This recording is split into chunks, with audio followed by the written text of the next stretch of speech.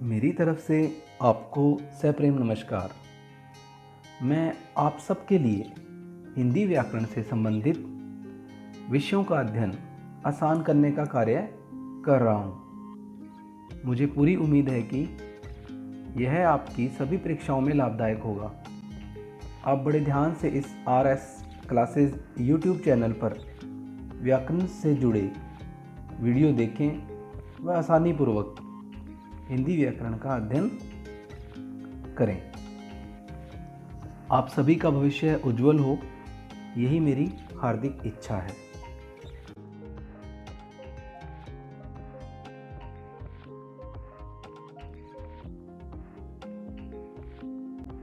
हमारा आज का अध्याय हिंदी व्याकरण में वर्ण विचार के अंतर्गत व्यंजन हैं।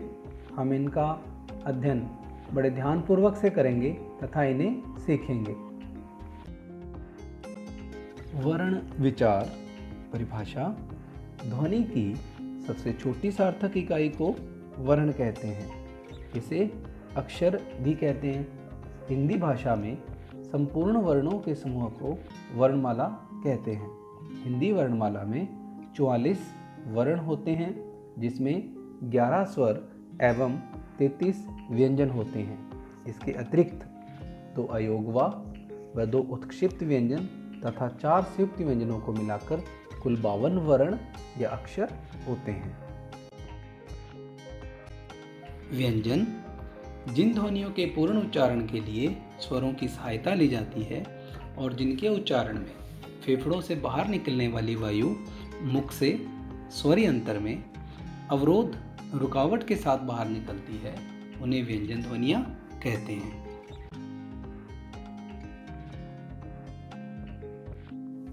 व्यंजनों के भेद: व्यंजनों के 3 भेद हैं। पहला, उच्चारण स्थान के आधार पर।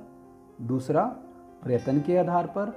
तीसरा, श्वास प्राण की मात्रा के आधार पर। इन सभी का अध्ययन हम आगे इस पाठ में विस्तार से करेंगे। व्यंजनों के भेद: पहला भेद, उच्चारण स्थान के आधार पर। उच्चारण स्थान से अभिप्राय: जब हम किसी वर्ण या शब्द का उच्चारण करते हैं तो मुख में जीभ की स्थिति किस प्रकार से होती है। जीभ की स्थिति को हम समझने के लिए इस चित्र का प्रयोग कर सकते हैं। इस भेद के अंतर्गत कंठ्य व्यंजन, तालव्य व्यंजन, मूर्धन्य व्यंजन, दंत्य व्यंजन, ओष्ठ्य व्यंजन, अंतस्थ व्यंजन, ऊष्म व्यंजन, संयुक्त व्यंजन, उत्क्षिप्त व्यंजन तथा दंतोष्ठ्य व्यंजनों का अध्ययन हम करेंगे। क व्यंजन से म व्यंजन तक 25 स्पर्श व्यंजन हैं। वो इसलिए कि इनके उच्चारण में जिह्वा, जीभ मुख के अंदर कहीं ना कहीं स्पर्श करती है। हम इन सभी वर्गीकरणों का अध्ययन इस पाठ में करेंगे, जो कि इस प्रकार से है। कंठ्य व्यंजन: इन व्यंजनों में क वर्ग के व्यंजन आते हैं। इनके उच्चारण के समय ध्वनि कंठ्य से सीधे ही मुख से बाहर निकल जाती है। जीभ मुख के अंदर किसी अन्य भाग को स्पर्श नहीं करती है। इनका उच्चारण इस प्रकार से है: क, ख, ग, घ, अंग।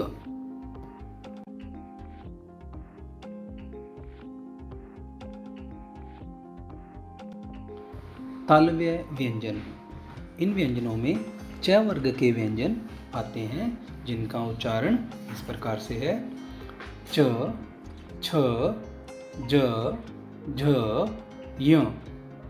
इन व्यंजनों के उच्चारण में हमारे मुख के अंदर हमारी जीभ दांतों के ऊपर वाले हिस्से तालु भाग को स्पर्श करती है। मूर्धन्य व्यंजन: इन व्यंजनों में ट वर्ग के व्यंजन आते हैं। इन व्यंजनों के उच्चारण के समय जीभ तालु के ऊपर कठोर भाग को स्पर्श करती है, जिसे मूर्धा कहा जाता है, जिसके कारण इन्हें मूर्धन्य व्यंजन भी कहते हैं। इनका उच्चारण इस प्रकार से है ट, ठ, ड, ढ, ण। दंत्य व्यंजन, इन व्यंजनों में तय वर्ग के व्यंजन आते हैं। इनके उच्चारण के समय जीभ दांतों को स्पर्श करती है, जिसके कारण इनको दंत्य व्यंजन कहा जाता है। इनका उच्चारण इस प्रकार से है त, थ, द, ध, न। ओष्ठ्य व्यंजन, ओष्ठ्य व्यंजन में प वर्ग के व्यंजन आते हैं। ओष्ठ्य से अभिप्राय होंठ है। इनको संस्कृत में अधर भी कहा जाता है। इन व्यंजनों के उच्चारण में सिर्फ ओष्ठ्य ही खुलते तथा बंद होते हैं। इनका उच्चारण इस प्रकार से है प, फ, ब, भ, म।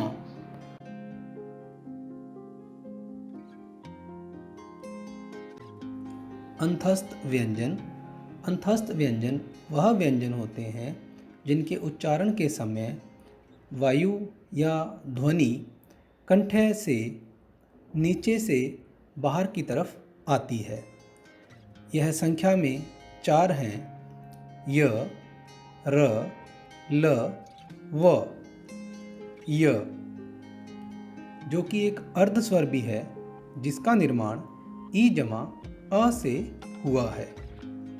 र, र एक लुंठित व्यंजन है, जिसके उच्चारण के समय जीभ तालु या मूर्धा से रगड़ खाती हुई बाहर की तरफ ध्वनि को निकालती है, जिससे र व्यंजन का उच्चारण होता है। ल, ल एक पार्श्विक व्यंजन है। पार्श्विक पार्श्व शब्द से बना है। पार्श्व का अर्थ है बगल, अर्थात ल व्यंजन के उच्चारण के समय जीभ के दोनों तरफ से वायु बाहर निकलती है और ल का उच्चारण होता है। व एक अर्ध स्वर है, जिसका निर्माण उ जमा अ से हुआ है।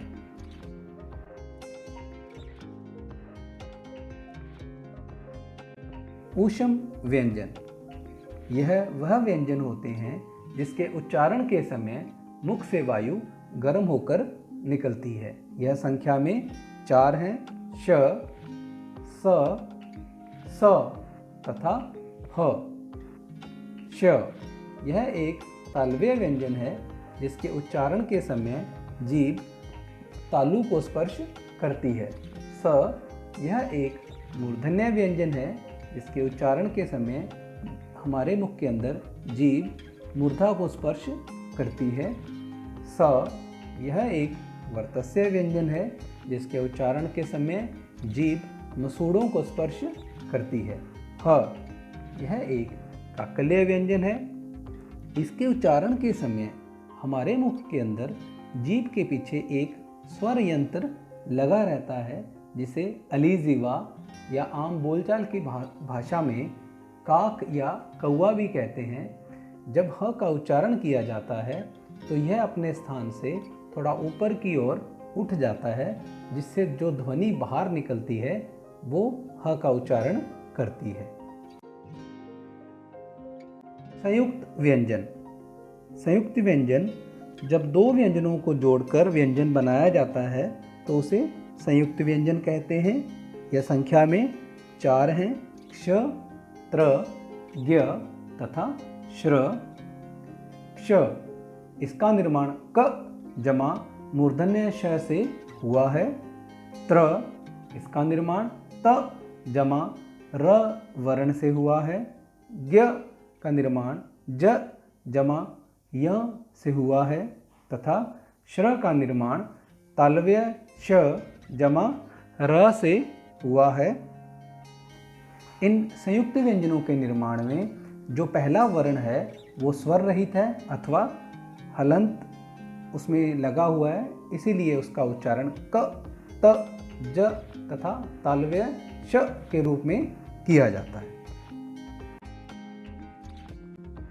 उत्क्षिप्त व्यंजन, यह ऐसा व्यंजन होता है जिसे अचानक मुंह में जीभ या अन्य किसी भाग को सिकोड़कर किसी अन्य भाग की ओर जोर से फेंका जाए। उदाहरण के लिए ड़ और ढ के उच्चारण में ऐसा होता है। इनके उच्चारण में जीभ की नोक झटके से तालु को छूकर वापस आ जाती है। हम इसे चित्र के माध्यम से भी समझ सकते हैं। दंतोष्ठ्य व्यंजन फ तथा व ध्वनियाँ ऊपर के दांत एवं नीचे के ओंठ अधर के मिलने से उच्चारित होती हैं। फ फारसी व अंग्रेजी के शब्दों में जैसे फ़ायदा, फेल और व ध्वनि अंग्रेजी के वैल्यू, वेल आदि शब्दों में प्रयुक्त होती है। चित्र के माध्यम से हम समझ सकते हैं कि इनके उच्चारण के समय ओंठ व दांतों का महत्वपूर्ण स्थान होता है। द्वितव व्यंजन। द्वितव व्यंजन की परिभाषा जब किसी शब्द में एक ही प्रकार के दो व्यंजन वर्ण लगातार एक साथ आ जाते हैं तो उन्हें द्वितव व्यंजन कहा जाता है। जैसे क जमा क पक्का, टिक्का, सिक्का। च जमा च बच्चा, सच्चा, कच्चा। ट जमा ट खट्टा, रट्टा, पट्टा। त जमा त सत्ता, पत्ता, छत्ता। द जमा द गद्दा, चद्दर। न जमा न अन्न, पन्ना, भिन्न। इस प्रकार से द्वितव व्यंजनों का उच्चारण होता है। व्यंजन गुच्छ। जब दो या दो से अधिक व्यंजन एक साथ सांस के एक झटके में उच्चारित किए जाते हैं तो उन्हें व्यंजन गुच्छ कहा जाता है। जैसे कृष्ण, निश्चय, न्याय, द्वारा, अग्नि, जल्दी आदि। कुछ अन्य उदाहरण हैं क्रमशः। नंबर 1 क जमा त आशक्त, विरक्त, भक्त आदि। नंबर 2 ज जमा य पूज्य, ज्योत्सना, राज्य आदि। नंबर 3 त जमा त वृत्त, उत्तर आदि। नंबर 4 द जमा द रद्द, भद्दा आदि। नंबर 5 द जमा ध बुद्ध, प्रसिद्ध, प्रारब्ध आदि। नंबर 6 द जमा य विद्यालय, विद्यार्थी, गद्य आदि। नंबर 7 द जमा व द्वार, द्विज आदि। नंबर 8 प जमा र प्रेम, प्रयोग, प्रकार आदि। नंबर 9 स जमा त नमस्ते, सूर्यास्त, व्यस्त। नंबर 10 स जमा व स्वर्ण, स्वागत, स्वस्थ आदि। इस प्रकार से व्यंजन गुच्छों का उच्चारण होता है।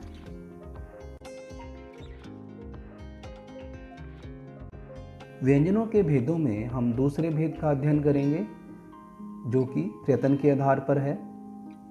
उसमें आगे दो भेद हैं, पहला अघोष व्यंजन तथा दूसरा सघोष व्यंजन।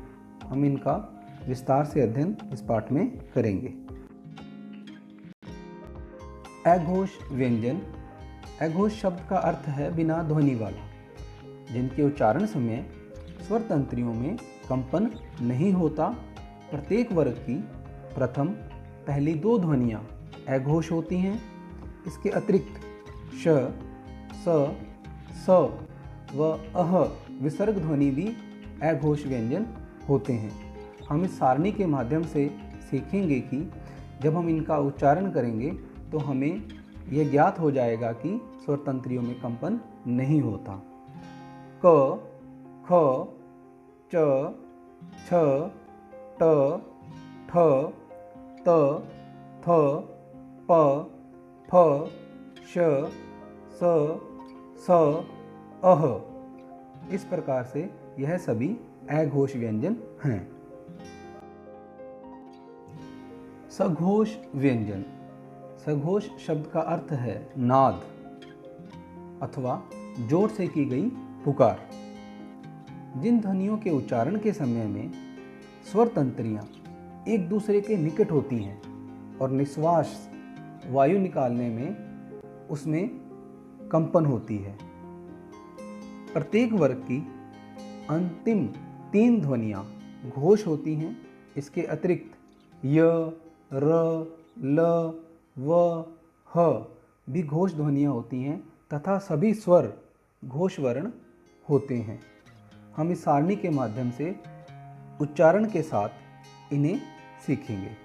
ग, घ, ङ, ज, झ, य, ड, ढ, ण, द, ध, न, ब, भ, म, य, र, ल, व, ह। इस प्रकार से हमें यह ज्ञात होता है कि इन व्यंजनों के उच्चारण में स्वर तंत्रियां एक दूसरे के नज़दीक होती हैं तथा उनमें नाद होता है, घोष होता है, इसलिए ये सघोष व्यंजन हैं। व्यंजनों के भेदों में तीसरा भेद है श्वास अथवा प्राण की मात्रा के आधार पर। इसके आगे 2 भेद हैं, अल्प प्राण व्यंजन तथा महाप्राण व्यंजन। हम इन्हें चित्रों के माध्यम से समझेंगे। अल्प प्राण व्यंजन। हम देखेंगे कि अल्प प्राण व्यंजनों का उच्चारण करते समय मुख से जो वायु है वो कम मात्रा में निकलती है तथा महाप्राण व्यंजनों में इन व्यंजनों के उच्चारण के समय जो वायु है वो मुख से अधिक मात्रा में निकलती है। इनका विस्तार से अध्ययन हम आगे इसी पाठ में करेंगे। अल्प प्राण व्यंजन। अल्प शब्द का अर्थ है कम व प्राण शब्द का अर्थ है वायु। जिनके उच्चारण में सीमित कम वायु निकलती है उन्हें अल्प प्राण व्यंजन कहते हैं। ऐसी ध्वनियाँ ह रहित होती हैं। प्रत्येक वर्ग की पहली, तीसरी, 5वीं ध्वनियाँ अल्प प्राण होती हैं। इसके अतिरिक्त य, र, ल, व भी अल्प प्राण ध्वनियाँ होती हैं। आपके सामने यह चित्र है जिसके माध्यम से आप यह जान सकते हो, सीख सकते हो कि यह सभी ध्वनियाँ अल्प प्राण व्यंजन होती हैं। महाप्राण व्यंजन। महा शब्द का अर्थ है अधिक या ज़्यादा। प्राण शब्द का अर्थ है वायु। जिनके उच्चारण में अपेक्षाकृत अधिक वायु निकलती है ऐसी ध्वनि ह युक्त होती है। प्रत्येक वर्ग की दूसरी और चौथी ध्वनि महाप्राण होती है। इसके अतिरिक्त श, स, स, ह भी महाप्राण ध्वनियाँ होती हैं। इस सारणी के माध्यम से हम इन व्यंजनों का उच्चारण करते हुए इन्हें आसानी से सीख सकते हैं। वर्ण विचार में वर्णमाला के अंतर्गत स्वर और व्यंजनों के अतिरिक्त कुछ चिन्ह होते हैं, जिनमें पहला है अयोगवा। जिन वर्णों का उच्चारण व्यंजनों के उच्चारण की तरह स्वर की सहायता से होता है परंतु इनके उच्चारण से पूर्व स्वर आता है, अतः स्वर व व्यंजनों के मध्य की स्थिति के कारण ही इनको अयोगवा कहा जाता है। इनका स्वरों के साथ योग नहीं होता, फिर भी यह उनके साथ वहन करते हैं, इसलिए भी इन्हें अयोगवा कहा जाता है। इनकी संख्या 2 है। अंग, अह। अंग इसे अनुस्वार कहा जाता है, अह इसे विसर्ग कहा जाता है। हम इनका अध्ययन आगे विस्तार से इसी पाठ में करेंगे। अनुस्वार, इनका उच्चारण करते समय वायु ध्वनि केवल नाक से निकलती है। अंग, इसमें अनुस्वार का बिंदु अ अक्षर का सहारा लिए हुए होता है, जैसे संसार, संदीप, रंग, पंकज आदि, यह सभी पंचम वर्ण अनुस्वार होते हैं। हम इसे इस चित्र और सारणी के माध्यम से आसानी से सीखेंगे।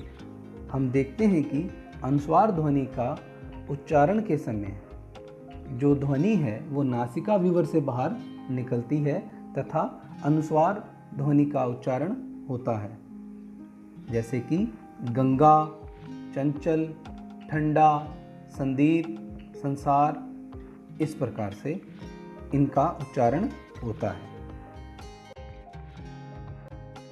विसर्ग अह, दोनों बिंदु अ अक्षर का सहारा लिए होते हैं।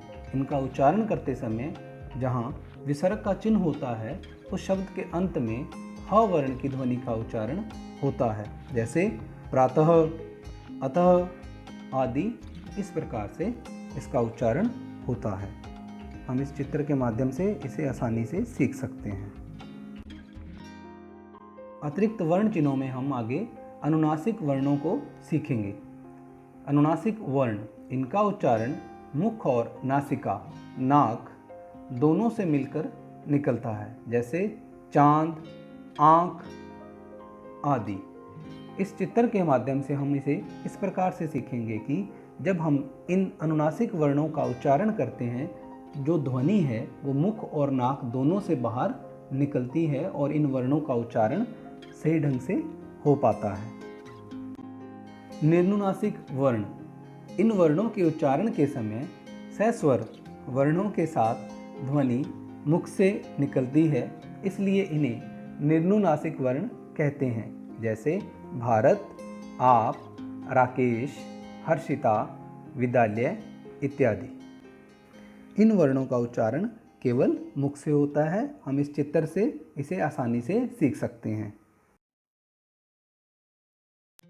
अतिरिक्त चिन्हों में अगला विषय बिंदु है नुक्ता चिन्ह। नुक्ता की परिभाषा, मूल रूप से नुक्ता अरबी भाषा का शब्द है। साधारण हिंदी उर्दू में इसका अर्थ बिंदु ही होता है। नुक्ता बिंदु लगने से उस अक्षर का उच्चारण परिवर्तित होकर किसी अन्य व्यंजन का हो जाता है, जैसे ज के नीचे नुक्ता लगाने से ज बन जाता है और ड के नीचे नुक्ता लगाने से ड़ बन जाता है।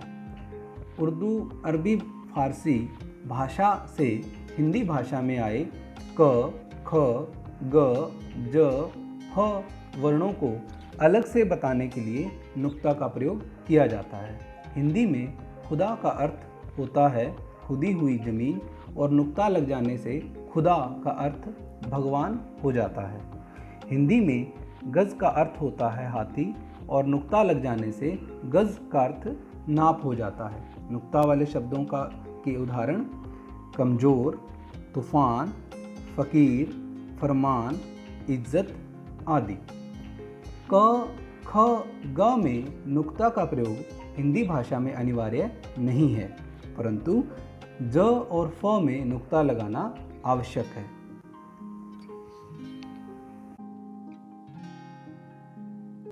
हलंत चिन्ह। हलंत किसी वर्ण के आधे होने का एक सूचक चिन्ह है जो उस वर्ण के नीचे लगाया जाता है जिसमें स्वर नहीं होता। स्वर रहित व्यंजन वर्ण जो किसी शब्द के अंत में लगाया जाता है, लेकिन जब व्यंजन को बिना स्वर के लिखने की आवश्यकता होती है तब हिंदी में हलंत का प्रयोग होता है। जैसे नंबर 1, खड़ी पाई वाले वर्णों की खड़ी पाई हटा दी जाती है। खड़ी पाई से तात्पर्य अक्षर के साथ लगा पूर्ण विराम का चिन्ह या आ की मात्रा जैसे है। यह कोष्टक में दिया भी गया है। यहाँ पर च, ज, प, ब आदि पूर्ण पाई वाले अक्षर हैं तथा ट, ठ, ड, ढ आदि आधी पाई वाले अक्षर हैं। अब हम इनको उदाहरण के माध्यम से सीखेंगे, जैसे कि च, ब, ल यह तीनों वर्ण पूर्ण पाई वाले अक्षर हैं, लेकिन जब यह हलंत चिन्ह के साथ लगाने हों अथवा स्वर रहित जब यह होते हैं तो यह अपने से आगे वाले अक्षर के साथ जाकर जुड़ जाते हैं तथा इनकी पाई हटा दी जाती है। सच्चा, डिब्बा, दिल्ली। नंबर 2, नीचे से गोलाई लिए आधी पाई वाले वर्णों के नीचे हलंत लगा दिया जाता है, जैसे कि ट, द तथा ड का उदाहरण 18, गद्दा तथा अड्डा। नंबर 3, क, फ जैसे अक्षरों में मुड़ा हुआ भाग हुक हटा दिया जाता है, जैसे कि मक्का, पक्का, हफ्ता आदि। नंबर 4, र के रूप को बदलने के लिए इसे वर्ण के ऊपर लगा दिया जाता है, अर्थात जब र अक्षर के नीचे हलंत लगाया जाता है, उसके साथ स्वर नहीं होता है, तो र वर्ण अपने से आगे वाले अक्षर के ऊपर जाकर लग जाता है तथा उसका उच्चारण उस वर्ण से पहले होता है। उदाहरण के माध्यम से सीखेंगे। करम, धर्म, आशीर्वाद आदि। यहाँ पर हमने यह सीखा कि र का उच्चारण बाद में नहीं हो रहा है, पहले हो रहा है तथा लिखा बाद में जा रहा है।